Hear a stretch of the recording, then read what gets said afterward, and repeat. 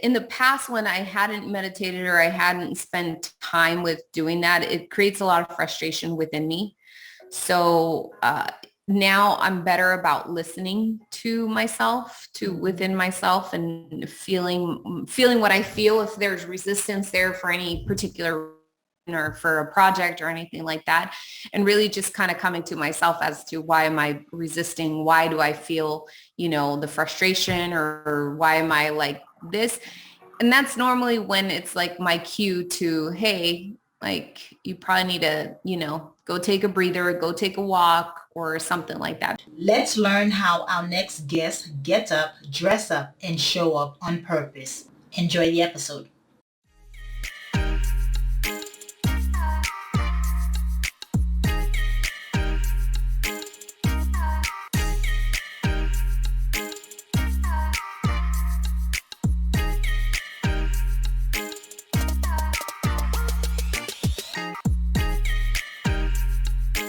Hello, morning enthusiasts. Welcome to the Best Morning Routine Ever podcast. I am your host, Dr. Lunid, and today I have a very special guest to the show, Damari Gold.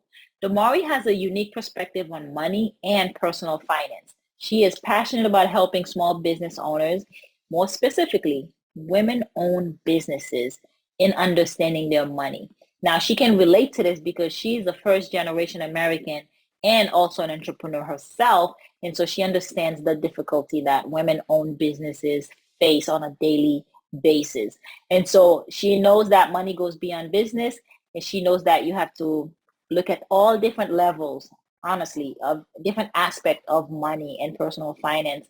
So it could be money mindset, money management, taxes. It all falls under this umbrella. And she has a way to help women who own their business navigate that world. So with no further ado, Damari, welcome to the show. Thank you. Thanks for having me. It's my pleasure. Thank you again for taking the time. I love a hero's journey, so I'm curious to see how this all started. And it's also because the show's about finding your purpose and living in your purpose. So walk us through your path. Definitely. So it all started way back in 2006 about, that's when I decided that I wanted to go into the accounting industry. Really what it was, I was in customer service for a really long time. And then I just found myself very unhappy and angry all the time. Yeah. And so I thought to myself, okay, what kind of job can I do? And, I want your listeners to keep in mind that as a first generation American, sometimes depending on how you grow up, where you grow up, some opportunities may seem limited, and sometimes you're not quite sure what direction to take or what's available to you, right? And then depending on how we grow up, I'm not sure with you, Miss Dr. Lunity, but, sometimes it's like, maybe the things that our parents teach us and so on, right? So I'm kind of veering off of that. So at that moment, I wasn't to do. I know that I just needed money, but I was like, okay, but I'm really burnt out of customer service type jobs. I was in banking. So I found an accounting job. I started at the bottom, and then I decided, okay, that's the degree I'm going to pursue, because I thought, well, I am analytical, and lo and behold, I actually did like accounting. And then in 2008, when the economy, the first recession, not first recession, but a recession we hit in the US with the housing market and so on. Then at that moment, I had a lot of jobs were being lost. And at that time I had lost my job. And then I found an internship with someone for tax preparation. And so I decided, okay, well, let me try it. And again, I very much enjoyed it. I liked it. Taxation's complex and not one thing same. So I think that for my ever evolving and ever changing mind and wanting to problem solve, because that's within my nature, I enjoy that. I think that's why I think I gravitated towards it, and I was like, okay, you know what? I really like this. And so therefore I pursued my whole education, master's degree in accounting, and really focused on taxation. And that's my licensing in taxation. That's cool. It's good season for you, right? Yes. Tax Yeah. A season. very eye Busy. twitching season is what I call it. Seeing stars, seeing double Yeah. at the end of the day type of thing. Yeah. Yeah. Now, I know customer service can be mentally taxing for anyone, but I can imagine if it's not your calling or your purpose, how much more brutal it Yeah, can be. definitely. And so you took a leap of faith and then thought, give it a shot, right? You got to start and see Yeah, how yeah, you I like had to it. start somewhere. Sometimes people, because like I said, I took an internship and it was a pay cut. I mean, I was making at that time probably like $10 an hour or $12 an hour. And mind you, at that point in my career, I had already reached about $20 an hour, Hmm. 2022. I was young. I was 23. Yeah, I was about 23, 24. And so it was a big change, right? And sometimes we might consider like, why am I going to take a step backwards? But we're not considering, or in pay, but we're not considering the possibility of being able to be pushed forward, which Right. is sometimes it is taking that step back, learning things and trying them out, right? Because we don't know unless we try them. Yeah, and then we take that step forward because we really you could feel stuck and Yeah. stagnant, Mm-hmm. and you're never gonna have the full picture. That's Steve Jobs says it's easier to connect the dots looking backwards, yeah. right? You're never gonna have everything you need to know so for you to confirm, to give you the confidence to move forward.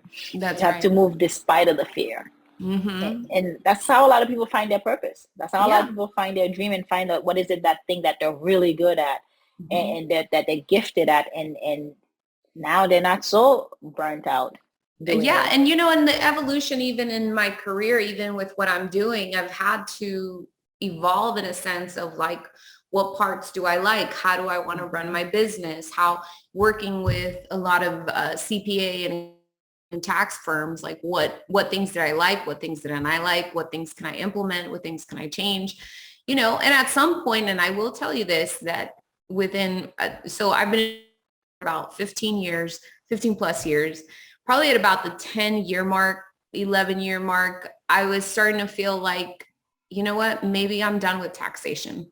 Maybe I don't want to do this anymore. Mm-hmm. And so I did have to take a bit of about sort of situation to confirm to myself that no, this is what I'm good at. This is what I enjoy. But not only am I good at it, but this is what I actually enjoy. And I enjoy teaching people, and I enjoy helping people, and I enjoy helping, entrepreneurs and people that are starting out in business and guiding people. And so this is how all of that still evolved into what it is now. Because you're gonna pull those 12, 14-hour day regardless. Yeah, exactly. That's going to happen no matter what, and it was just a matter of, I think for me, it became a matter of more so going on my own. Mm-hmm. And I think that also became another sort of not burden, but another feeling that I wasn't familiar with, the safety aspect. Again, depending on how you grow up and what you're taught, we seek a sense of security. And what does a 9 to 5 provide is that sense that we are secure, that we have a job, or, and people might look at us or think like you're unstable because you can't stay in one job for a really long time, or you're switching jobs, or you switch careers, or all these things, right? And so that might make us feel like, what's wrong with me? Like, I just need to stick to this and I need to do these things. But the truth of the matter is that your body, your mind, yourself, there's something going on there. There's something that's trying to speak to you. Mm-hmm. If you're not happy, if you're not okay with where you are, because ultimately it's like I said, when I took that backward step, I wasn't necessarily concentrating on how much I was making hourly at that point. I actually really enjoyed what I was doing. And the same now, I have to sometimes reevaluate, like if there's certain parts of what I do that I don't like, then I have to reevaluate what that is, and Delegate. so, yeah, exactly. Yeah. delegate or change Automate. it, right? Yeah. Yeah. Automate, delegate. Yeah. Administrative stuff is like my, yeah. Yeah. Yeah, I absolutely agree with you because those people who are telling you you're switching jobs, they don't have their purpose. You know, they're struggling. They're miserable. Misery Mhm. loves company, and it takes a lot of courage to step out and say, you know what, I'm not happy because I agree with you 100%. The body will tell you. First, it will be a subtle, quiet voice, and then it'll get louder, and then Yeah. you'll wake up, and I'm like, oh, I have adrenal fatigue, or my Yeah. back is hurting, my leg won't Uh-huh. move, because that's energy. The body's telling you something's plugged. There's something Yes. stuck there, and it's until you move, then I can flow. Yes, Yeah. yes. And sometimes, when we have these types of conversations, some people, when they don't understand how to listen to themselves, or they were never taught on how to listen to themselves, because we have to follow a certain standard, or we have to follow a certain guideline or anything like that. So a lot of times, or oftentimes, we're not taught how to listen to ourselves. And those things, like you said, if the body starts feeling like you have an ache, or you have this, or you have that, or honestly, it's just even feeling the anger, feeling the annoyance, feeling like you're just, what is your purpose in life? Trust me, I hit those times many times over when I was younger and when I was doing customer service, because I was just, this my life, is this what my life's going to be?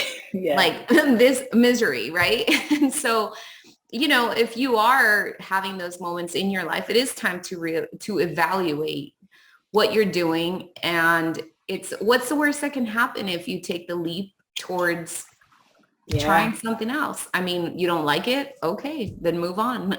Right. Try Try something something else. else. Because Yeah. it's gonna, and I know you can attest to this because you talked about the different journeys you've taken to come back to taxation. Yeah. It's going to morph over the years. You're going, because you're changing as a Yes. person. I know we're spending a lot of time on purpose, and that's why we say it, Yeah. but your purpose is going to drive you, but it's going to change over time because you're changing. The That's more right. you learn, the more books you're consuming, the more you're stimulating the mind, the more podcasts you're listening to, you're growing. And Mhm. therefore those your desires change, right? That's Your right. needs change. And Mhm. my business has morphed to 3 different products That's awesome. in the last 3 years. Yeah. And that's because again, I'm like, oh well, that's not it. I'm good at this, as you said, Yeah. but it does not fulfill me. I'm Mhm. actually burnt out after this aspect of it. And Yeah. you got to be able to be attuned with oneself. And that's what the morning routine provides. It That's gives you right. that opportunity to be open and to be in that space. Before we jump into your morning routine, I want to hear a little bit more about how you help the women that you do. Okay. And so where are you from? Because you're first generation Yes. American. So where are you Yes. from and where are you in the world right now? So I'm in California. My family originally is from El Salvador. So Mm-hmm. my mom came here many years ago, and then she had me here. My sister was born in El Salvador. So basically, out of the generations of my family, I am the firstborn American out of all of the generations of my family. And then she helped bring my aunties, my aunties, and so on. And then now we have other generational Americans. But yeah, I mean, it's to me, it's such a big, like, whoa, like I can't sometimes, it's hard to grasp because it's like you have a whole family and, God or whoever you believe in, but provided this opportunity for me to be born here. Yeah. And so I'm in California. I grew up in East Los Angeles for the majority of my life. And then we moved further inland. And now I have a beautiful office here in Huntington Beach.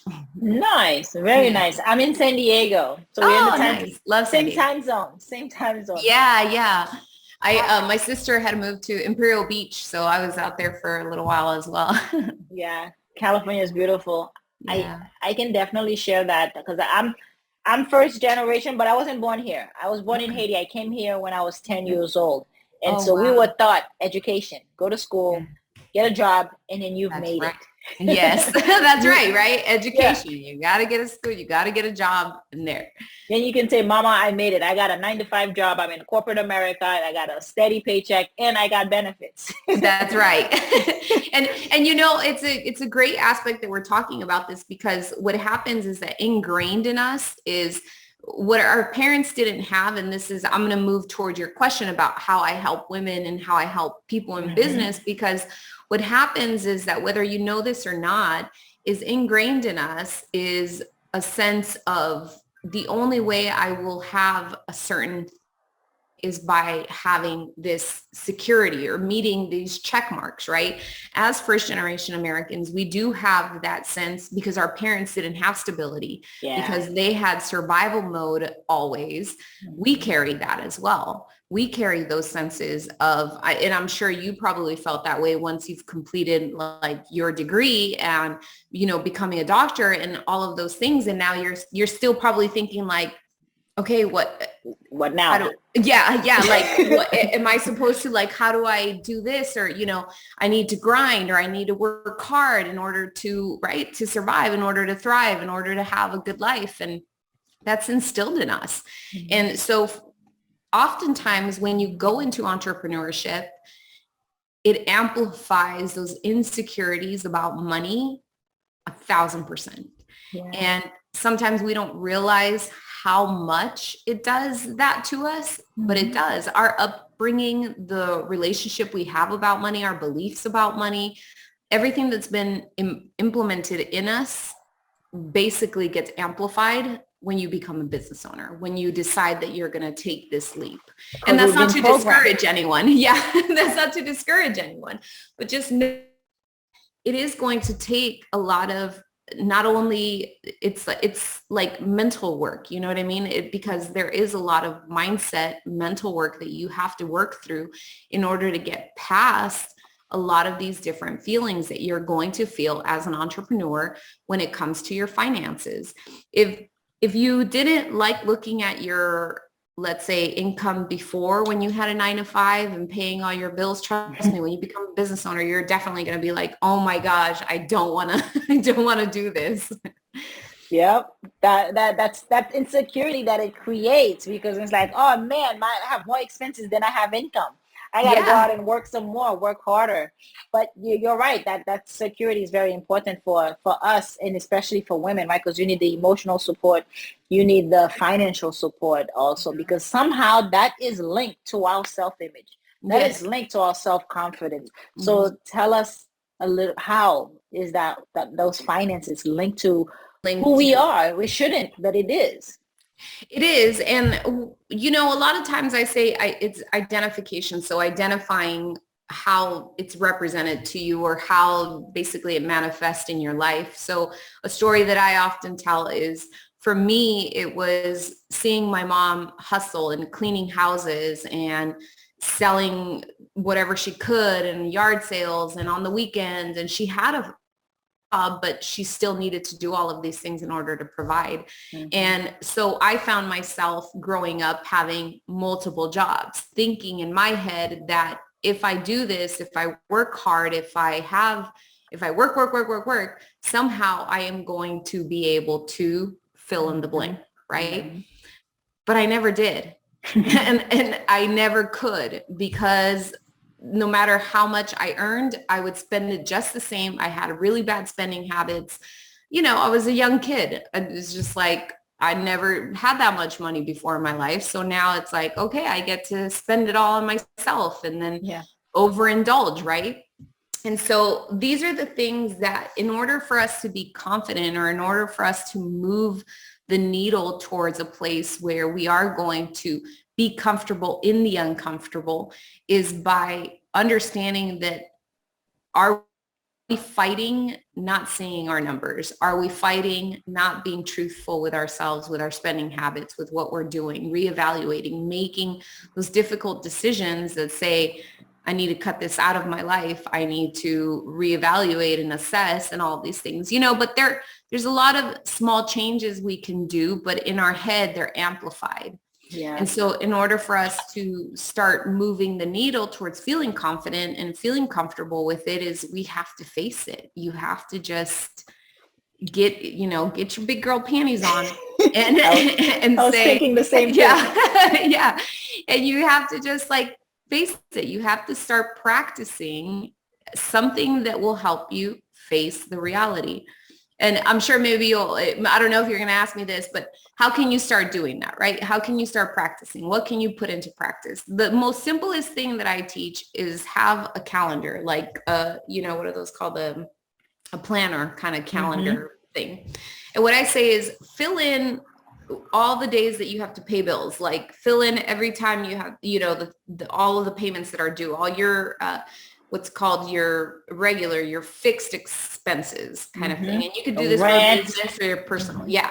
Rent, utilities, car payments, groceries. Yes. Cell phone, and put that in. And on a weekly basis, fill in what you are spending, which requires for you to look at your account, what you are spending on a weekly basis on all the extra stuff. Right.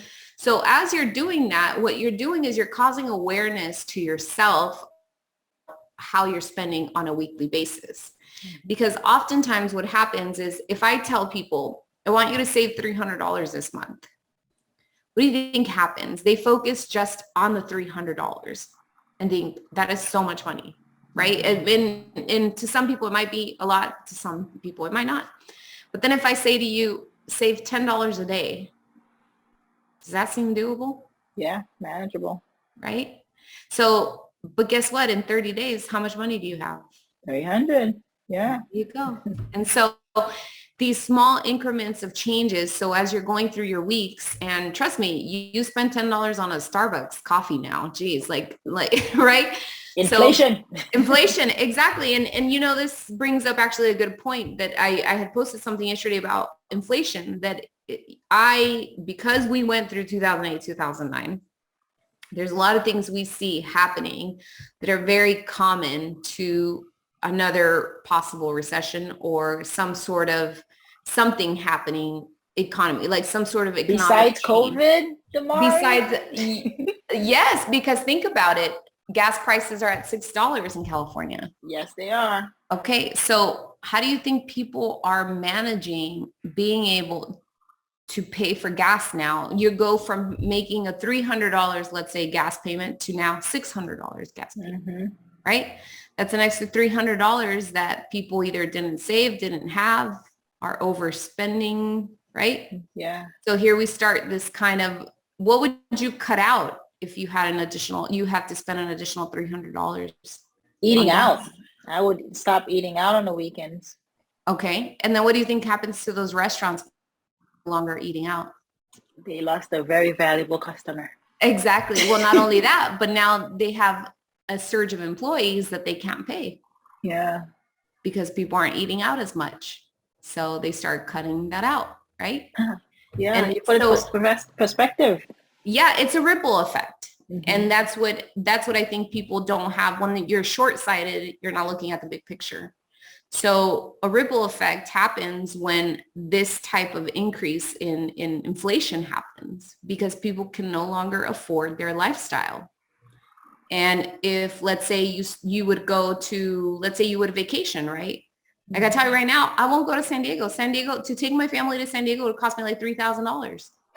So, like, why? I could just go to Mexico. I could take them to Mexico probably for half the price. Yeah. So you see what happens. But then what happens? There's not as much tourism in San Diego. And the downfall is there's the discrepancy. The income is not increasing, but the expenses are. Exactly. You have a deficit. A deficit. And the gap keeps getting bigger and bigger and bigger. And this is, something that happened in 2008 was something very similar where the homes, the inflation in the homes and people only paying interest only, losing their jobs, not being able to pay their homes anymore, and then foreclosure, right? And so it's pretty much basically they can't do anything about it. So it's time to lose homes. And that's what happens now that the inflation is so high. People are overbidding again on homes that they cannot afford, because if again, like these are things that I don't understand. And if you were to look at your finances and you're like, I could pay, $5,000 for a home, but you make $10,000 and that's half of your mortgage, and that's not including taxes or anything like that. You're not talking about property taxes. You're not talking about sales tax. This is what I teach. How much on the dollar do you keep? Most people keep 50 to 60 cents on the dollar, Wow. depending on where they live, because they have to pay federal tax, sales tax, Medicare tax. So there's a lot of taxes out there. And so we're veering off. But, my whole thing about teaching this is to really get people to implement habits of change, understand what things they can restructure, rechange in their life, save money. Please save money.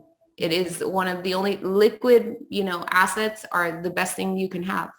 So save your money.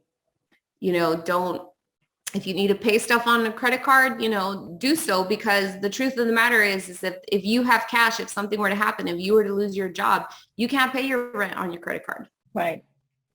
So please be conscientious of how you're spending your money, especially now. Yeah. And I can see it going even a step further, because we talked about being constructed or programming at a very young age, right? Being immigrants, we learn what our parents knew about money. You spend it as it comes. You're going to work hard for it. You keep working hard for it. Parents have 2-3 jobs and then never had a penny in the bank. It's like, how does that happen? And then I grew up realizing I'm on the same path until you started self-teaching. And then my husband comes in and then clearing everything out. And it was like, oh man, I didn't know much. We didn't have those conversations at the dinner table with mom and dad, right? Because they were out working. We come home from school. There's no one in the house because mom is on the second shift, second job. And so we don't have the opportunity to talk about money and saving and stocks and rental property and passive income. All those things at a young age that can actually shift the way we direct our life financially. And so there's a great need to teach kids about this so they can be conscious about it. I personally took it upon myself to teach my sister's kids. She has 3 of them about generational wealth. Yes. And I kid you not, I have a book called Generational Wealth for Kids. I like that. And every Saturday, you're gonna have to send me one of those. Or wait, you made it, or did you just buy it online? I bought it online. I'm gonna have to look it up. You're gonna have to send me that. I'll send you the link. But every Saturday for an hour and a half, we meet together, and they're excited about it. Oh, that's awesome. We're learning about money and entrepreneurs, ways you can earn money. What does FDIC means? Like, they're knowing this stuff at 8 years old, 10 years old, and 12 years old. That's awesome. They get on a call. It has to start that early, because I didn't have it. My sister and I didn't have it because, we're immigrants, right? So now I'm taking up on the kids. And when my kids are born, we're going to have the same dinner conversation. So how do we teach our kids? I told you one way I'm going about it. How do we teach our kids to be conscious at a very young age about money, especially those who don't have that table conversation, dinner conversation? Definitely. I think, honestly, kids always learn by what you show them. So if you're constantly stressed out about money or bills or paying or this, that, the other, please know that they're paying attention and that they see that. Trust me, my kids, even though as much as I speak on money and this, that, the other, they get to see that other side of that when mom is stressed out about money, right? But I have conversations with them about, maybe my stressors or not being sure, having faith, what can we do? But I also talk about the technical aspects of things about money. So one project I did with them is I gave them $1, but I split it up into, let's say 3 whole quarters, and then like broke up the 15 cents or something. I broke something up, and I set up jars, and I said, okay, out of this $1 that you earned, you owe taxes, 10 cents in taxes here. And then I said, then you owe the state 5 cents. And then you have to put retirement money. So you need to put money in here. And then, we did this whole thing, and I'm like, okay, what are you left over with? And they're like 45 cents. And I'm like, okay, that's what you get to keep. And so they were like, what? Rip off. Yeah. So I think just finding fun, creative ways to either, teach them about taxation, even if you don't 100% fully know it, something like giving them $1 and breaking it apart like that. Or when they get an allowance, breaking it apart like that, like giving them like a pay stub, right? Say, okay, here's your $5 allowance, but you have to pay 10% tax, and do the whole thing so that they see what the difference is. And then, like you said, finding resources like you're doing, but a lot of it is going to be children see what you put in action. And so just having those conversations with them, of course, you're not going to have to tell them like, oh, we're going to lose it. You don't want to get too dim about certain things, but you can have those conversations with them because, whether they fully understand it or not, trust me, over time, they'll remember that you had these conversations with them. And then you're being honest because they're listening, they're watching, they're observing every step.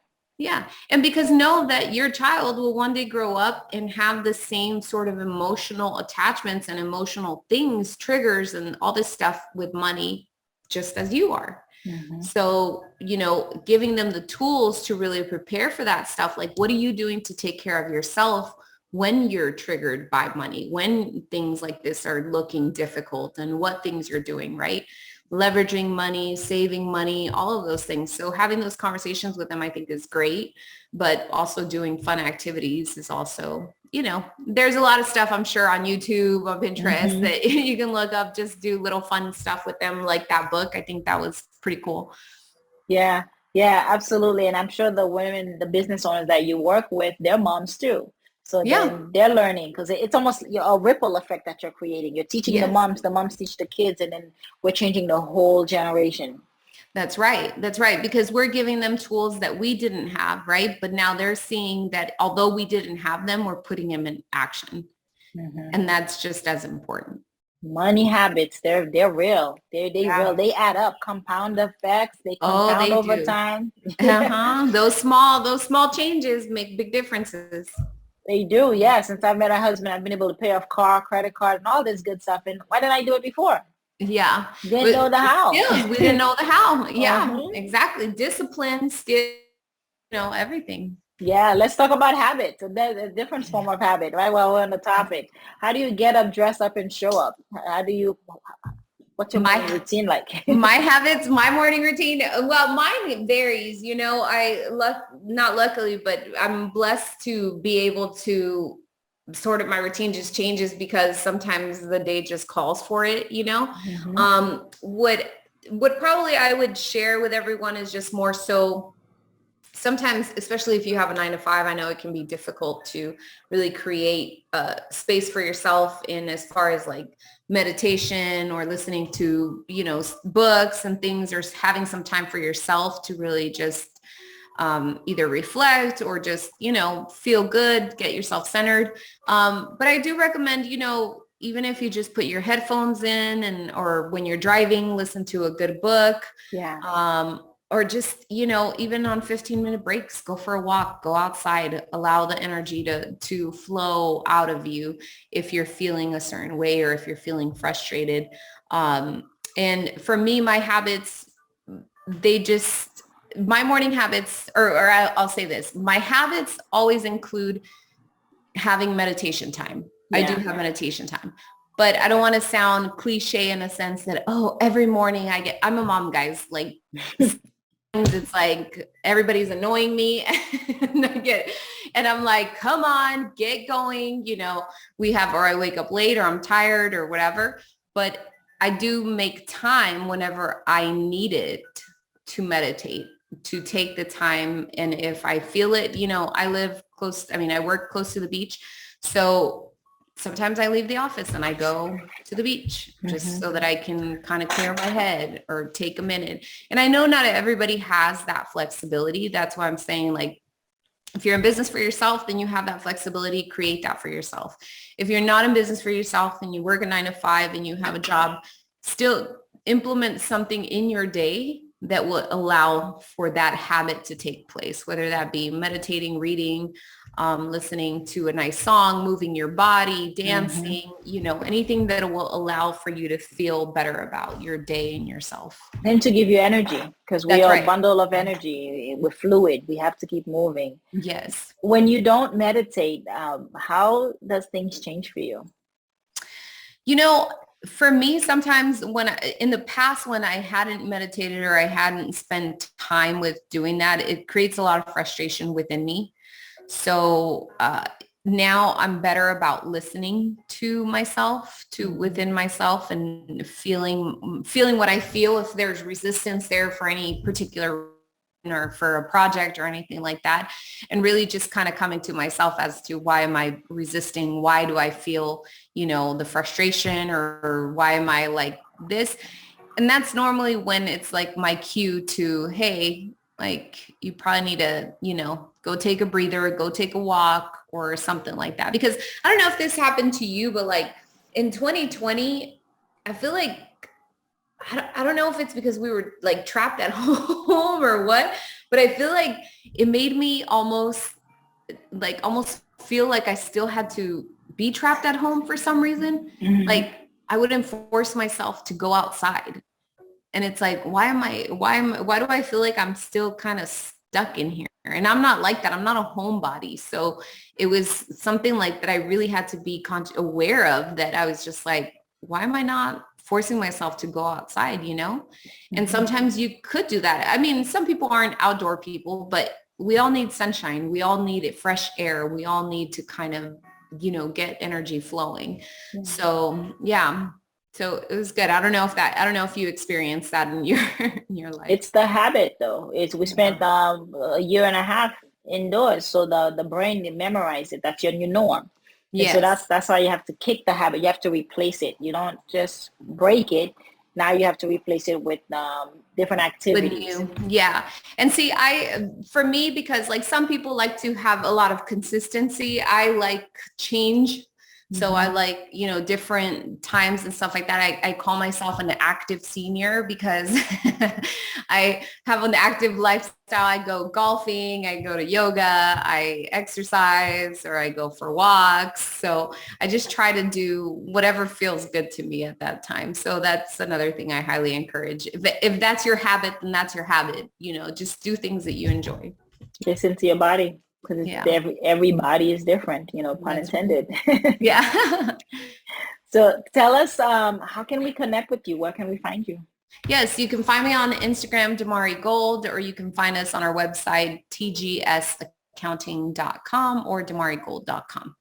It's been such a delight having you on the show today, Thanks for Damari. Thank having you. me. Yes, thank you for sharing your insight in all things finance and security, and how to attain it, and then how to shift our habits, and knowing what the gradual change will be.